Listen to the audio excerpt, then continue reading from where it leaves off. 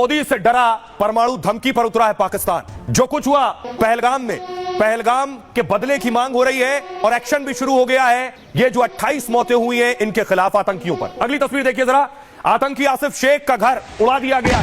जहां जहां आतंकी ठिकाने हैं, आतंकियों के पनाहगाह हैं, वो सब उड़ाए जा रहे हैं। कि आसिफ शेख पकड़ से बाहर है, उसके घर को उड़ा दिया गया है और इस तरह घर को उड़ाने के बाद जोरदार धमाका हुआ। अगली सुबह की तस्वीर देखिए, आसिफ शेख के घर की तस्वीर मैं आपको दिखा रहा हूं। ये वही घर जहां धमाका हुआ था, पूरा घर तबाह हो गया है। ये सेना ने एक्शन तेज कर दिया है, बाकायदा हेलीकॉप्टर गश्त कर रहे हैं। लेकिन देखिए, आर्मी चीफ खुद सैन्य प्रमुख उपेंद्र द्विवेदी साहब पहुंचे हैं। जम्मू कश्मीर की तस्वीर मैं आपको दिखा रहा हूं और सैन्य प्रमुख के पहुंचने के साथ ये सारे एक्शन शुरू हो गए। एक और घर में जिसमें सेना ने रेड किए, सुरक्षा बलों के जवान दाखिल हुए। दूसरी तरफ मैं आपको दिखाऊं, अब बारी है उन आतंकियों की जिन्होंने बेगुनाहों की जान ली है।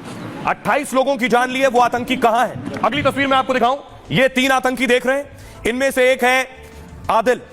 सेना ने आदिल के घर पर बुलडोजर चला दिया। अगली तस्वीर मैं आपको दिखाऊं, ये है आदिल ठोकर का घर, जिसके घर पर एक्शन हुआ है। आदिल फरार है, सुरक्षा बल ढूंढ रहे हैं उसे। वो पहलगाम हमले में शामिल था, उसके खिलाफ 20 लाख रुपए का इनाम भी रखा गया। तो भारतीय फाइटर बॉर्डर पर गश्त कर रहे हैं तो खबर आई पाकिस्तानी फाइटर भी बॉर्डर के पास देखा गया है। पाकिस्तान का लड़ाकू विमान आप देख रहे हैं, ये जो पेड़ के ऊपर आपको जाता नजर आ रहा है, ये पाकिस्तानी फाइटर है।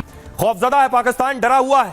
उसे पता है कि भारत के पास जो ताकत है वो उसके पास नहीं है। पाकिस्तानी रक्षा मंत्री ख्वाजा आसिफ ने विदेशी मीडिया को बयान दिया, कहा भारत पाक में शुरू हुआ विवाद बड़े जंग का रूप ले सकता है।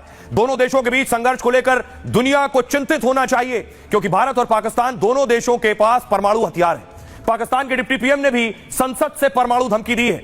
इशाक डार ने कहा, अल्लाह ने हमें परमाणु ताकत बनाया है, अगर किसी ने हम पर हमले की कोशिश की तो हम कड़ा जवाब देंगे।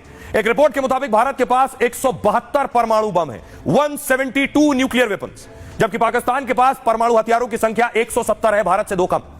पाक को लगता यह है कि परमाणु बम के चलते भारत हमला नहीं करेगा।